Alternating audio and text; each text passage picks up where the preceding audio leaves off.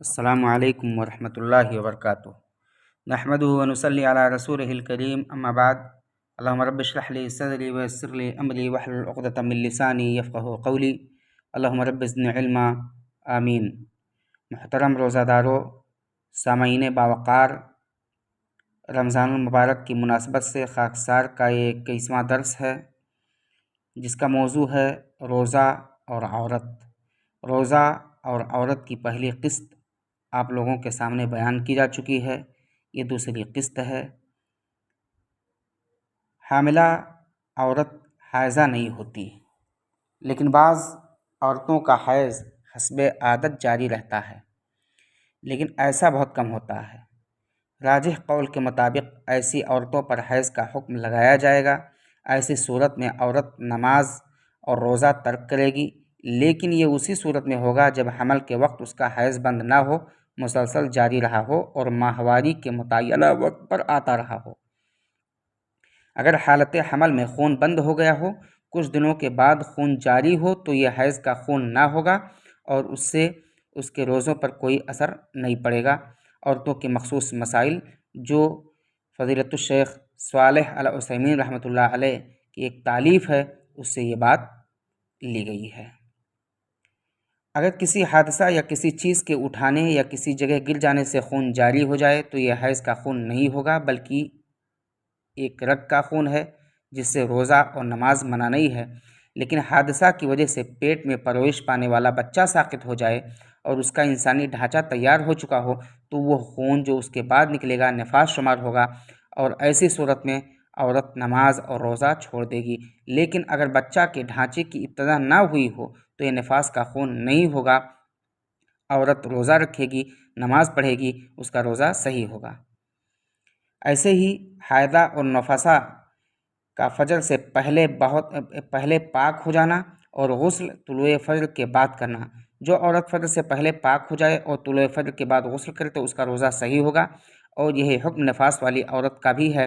یہ اس شخص کے مشابہ ہے جو طلوع فجر کے وقت جنبی ہو اور طلوع فجر کے بعد غسل کر لے تو اس کا روزہ صحیح ہوگا۔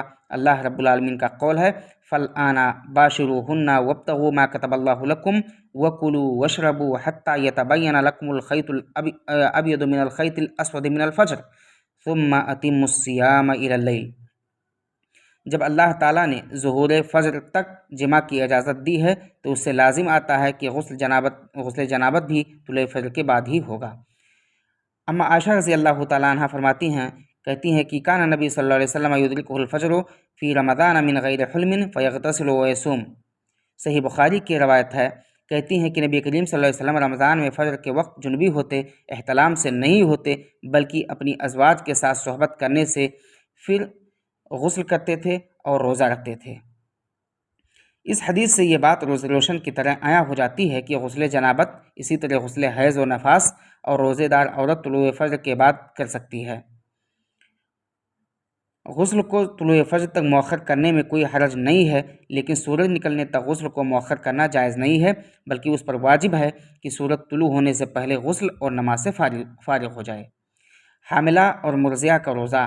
حاملہ اور مرضعہ کے لیے جائز نہیں ہے کہ وہ رمضان کے روزے کو چھوڑ دیں، البتہ اگر اس کا روزہ رکھنا مشکل ہو اور زکوٰۃ کی وجہ سے اور روزہ کی وجہ سے اپنے نفس یا اپنے پیٹ کے بچہ پر کسی قسم کا خطرہ محسوس کرتی ہے تو اسے شریعت اسلامیہ نے روزہ چھوڑنے کی رخصت دی ہے، اور اس پر صرف قضا ہے۔ حاملہ کی حالت مریض کی حالت کی طرح ہے جو روزے کی طاقت نہیں رکھتا۔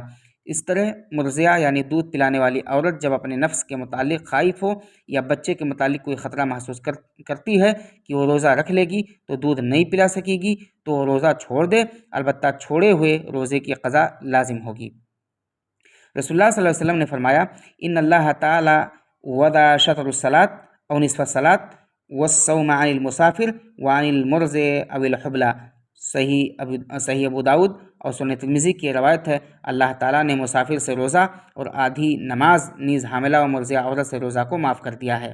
رمضان المبارک کے آخری عشرہ میں خصوصاً طاق راتوں میں ناپاک رہنے والی خواتین کے لیے ایک اہم عمل، افضل اور آسان اعمال میں سے یہ بھی ہے کہ وہ ذکر کرے، خصوصاً رمضان کی راتوں میں، اور اگر ذکر و اذکار کرنے والے کو لیلۃ القدر پانے کی سعادت بھی حاصل ہو جائے تو ثواب میں 1000 گنا اضافہ کی امید ہے۔ سب سے افضل ذکر کلمہ توحید ہے، جس کا افضل صیغہ لا الہ الا اللہ وحدہ لا شریک لہ لہ الملک ولہ الحمد وہو علی کل شیء قدیر ہے۔ آپ صلی اللہ علیہ وسلم نے فرمایا کہ جس نے اس کلمہ کو 100 مرتبہ کہا اس کو 10 غلام آزاد کرنے کے برابر ثواب ملے گا۔ صحیح بخاری اور صحیح مسلم کی یہ روایت ہے۔ اگر کوئی بندہ اس کلمہ کو آخری عشرہ کی ہر رات میں 100 مرتبہ پڑھتا ہے اور اسے شب قدر نصیب ہو جاتی ہے تو گویا اسے 3 لاکھ گردن آزاد کرنے کا ثواب ملتا ہے۔